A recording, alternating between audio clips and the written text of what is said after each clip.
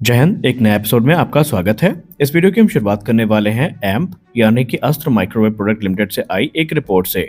आप सबको पता है कि भारत में इस समय आत्मनिर्भरता को काफी गंभीरता के साथ लिया जा रहा है और बहुत सारे जो प्रोग्राम हैं ये make in India initiative route के अंतर्गत भारत में ही बनाए जा रहे हैं।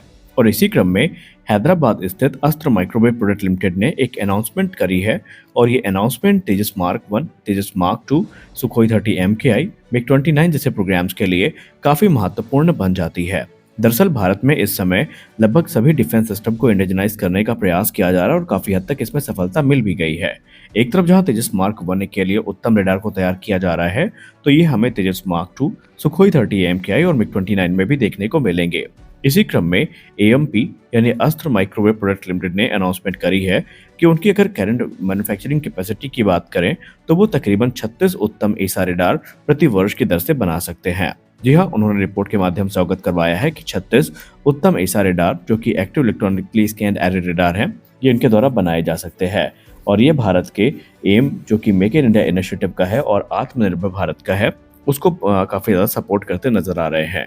और हमारी जो फॉरेन डिपेंडेंसी रही है अभी तक एल्टा रेडार्स पे, उसको कम करने में भी ये एक महत्वपूर्ण भूमिका निभाएंगे। उत्तम एसर रडार की बात करें तो इसे electronics and radar development establishment यानी LRDE के द्वारा विकसित किया गया है, जो कि DRDO की एक लैब है। और ट्रेडिशनल मैकेनिकली स्कैन रडार्स की तुलना में जो एसा रडार हैं, ये basically phased array of antennas को यूज करते हैं इलेक्ट्रॉनिकली स्टीयर करने के लिए रडार बीम्स को, जिसके चलते सुपीरियर टारगेट डिटेक्शन, ट्रैकिंग और एंगेजमेंट कैपेबिलिटीज हमें देखने को मिलती हैं। और उत्तम एसा रडार को इस प्रकार से विकसित किया गया है कि ये मल्टी टारगेट ट्रैकिंग और जो इलेक्ट्रॉनिक जैमिंग है उसके अगेंस्ट रेजिस्टेंस को ये प्रोवाइड कर सकता है। और इसके अलावा ये जो मॉडर्न रेडार सिस्टम है, इसके आने के बाद एयरक्राफ्ट की लेथैलिटी कई गुना ज़्यादा बढ़ जाएगी। इनिशियली जब उत्तम प्रोग्राम की शुरुआत हुई थी तो इस उद्देश्य के साथ हुई थी कि इसे हम तेजस के वेरिएंट्स में ही देखेंगे, जैसे कि तेजस मार्क 1A और तेजस मार्क 2। लेकिन धीरे धीरे इसमें प्रोग्रेस होती है और एमका के लिए भी और टेडबीएफ के लिए भी ये प्रोग्राम तैयार किए जाने शुरू कर दिए जाते हैं। लेकिन मामला यहीं पे नहीं रुकता है, बल्कि भारतीय वायुसेना के दूसरे बड़े प्लेटफॉर्म जैसे कि सुखोई 30 MKI और मिग 29 के जैसे जो एयरक्राफ्ट्स हैं, इनमें भी अपग्रेड के माध्यम से इन रेडार्स को इनकॉर्पोरेट करने की बात की जाती है। अगर हम उत्तम के बेस वेरिएंट की बात करें तो ये काफ़ी एडवांस फीचर्स के साथ हमें देखने को मिलता है, जैसे कि इसमें 900 से ज़्यादा जो TR मॉड्यूल्स हैं वो हमें देखने को मिल जाते हैं, जो कि एयरक्राफ्ट को एबिलिटी प्रदान करते हैं कि ये air to air, air to ground और एयर टू सी मोड्स में ऑपरेट कर सकता है। और सबसे खास बात तो ये है कि जो हमारे एडवांस वेपन सिस्टम है, उनको टारगेट ट्रैक करने और टारगेट को लॉक करने में काफ़ी ज़्यादा ये मदद भी करने वाला है। अब एएमपी की अगर हम एबिलिटी की बात करें तो उन्होंने स्पष्ट कर दिया है कि इनिशियली वो 36 यूनिट प्रति वर्ष की दर से बना सकते हैं, जो कि इंश्योर करेगी कि भारतीय वायुसेना को जो स्टेडी सप्लाई है एयरक्राफ्ट्स की वो मिलती रहे।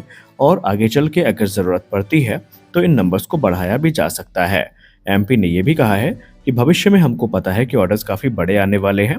तकरीबन अगर हम तेजस मार्क 1A की बात करें तो ये को 81 जो 2021 में ऑर्डर प्लेस किए गए थे, और उसके बाद एडिशनल 97 का जो ऑर्डर है वो प्लेस किया जाना है।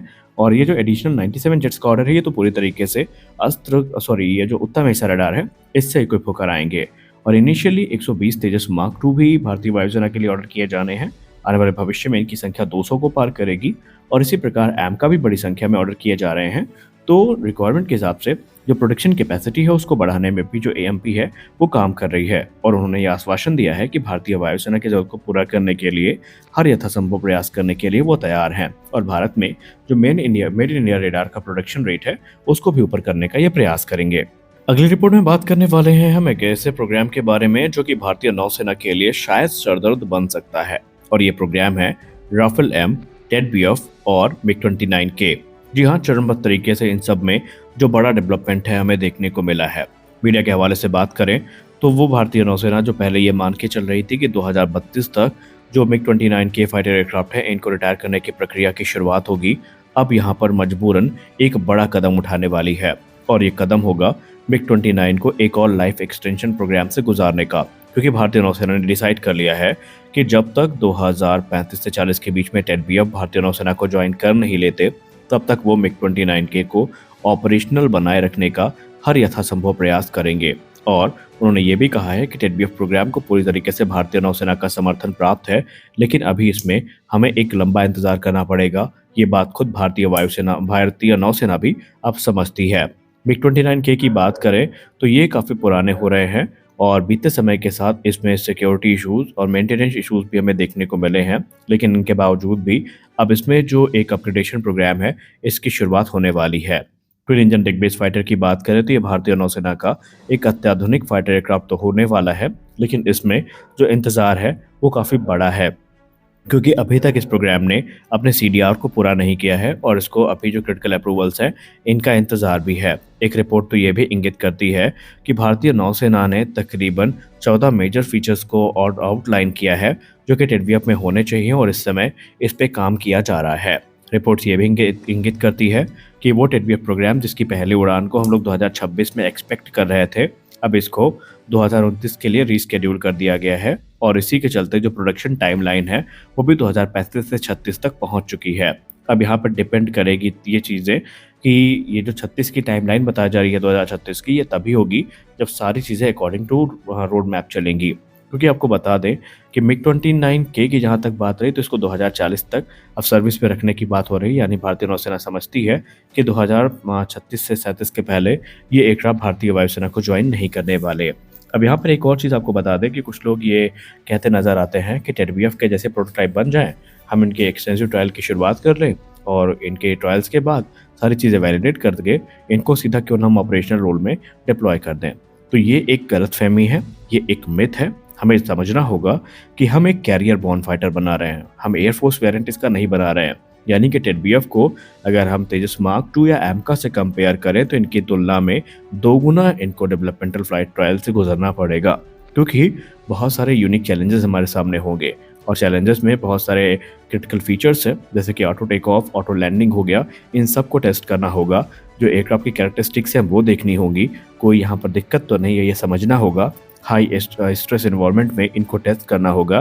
पहले शोर बेस फैसिलिटी में टेस्ट होंगे, फिर एक्चुअल कैरियर फ्लाइट्स होंगी, उसके बाद वेपन टेस्टिंग होगी, फिर सिस्टम टेस्टिंग होगी, तब जाकर के इन्हें फाइनल प्रोडक्शन क्लियरेंस मिलेगी। यानी कि एक लंबा रास्ता हमको तय करना है और यही कारण है कि भारतीय नौसेना पूरी तरीके से जब तक टेडवीएफ नहीं आ जाते तब तक मिग-29K और राफेल एम पर रिलाय करने वाली है। और राफेल एम को लेकर के भी एक अपडेट सामने आ गई है। अब अप्रैल में क्योंकि डील फाइनलाइज होनी है, तो डेवलपमेंट जो डिलीवरी टाइमलाइंस है इनको लेकर मीडिया के हवाले से कहा जा रहा है कि अप्रैल 2025 में अगर इनकी डील को फाइनलाइज किया जाता है तो भारतीय नौसेना को जो पहला राफेल एम है ये 2028 के अंत तक या 2029 की शुरुआत में ही मिलने वाला है। और ये चीज़ हम शुरुआत से बोलते आए थे कि ऑर्डर्स के बाद हमें तकरीबन 3 से 4 वर्षों का जो बड़ा इंतजार है वो करना पड़ सकता है, तभी ये ऑर्डर्स हमें फलीभूत होते नजर आएंगे। तो इस वीडियो में बस इतना ही। आशा करते हैं वीडियो आपको अच्छी लगी होगी।